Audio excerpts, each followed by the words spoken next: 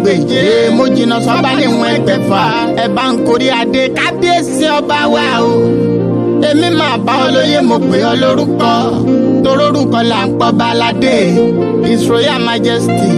ọba ọsọlọ Olúṣọlá Idris Olofin Adimula Oòduà Ado-Odo Kingdom ọ̀tẹ̀nìpọ̀tẹ̀mọ́lẹ́kejì ọkọ olórí Ọmọtọ́lání bàbá Princess Darasimi dáàdi Prince Ọlájídé bàbá Princess Tinuade ìwọ onípò fọmọ o kábíyèsí kẹsàn ọba jẹ kó pẹ́. ó yá jẹ́ ń kí ọ̀rẹ́lé bàbá tó bí ọlọ́mọ ọmọ Ado-Odo jẹ́ àjọlọ o adó àdógó adó àdóye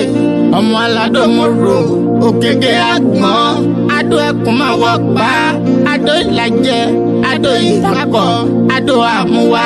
ọmọ afẹ́pọ̀ òórùn jẹ̀ṣu olùsẹ̀rẹ̀ ọmọ Olofin ẹ̀jìgìrì ṣiṣẹ́ iṣẹ́ la fi dálé Ifẹ̀ òṣùpá kò déédéé ràn lọ́sàn iṣẹ́ laago ṣe lójoojúmọ́ ọmọ aláìrè owó ọmọ alágbòdúdú kan mi ní jọjọ tó wọnú oko tó sì di funfun nẹ́nẹ́ bàbá yín ló pọ̀ lọ́jà kó sọ tẹ́tù ní kó wá jẹ ọmọ káfọ̀ páwa káfọ̀ jẹ wá káfọ̀ gèdègèdè ọwọ́ wa kọ̀ délé ìṣẹ́rí ọmọ iwájú ọlọ́kọ̀ ti sowó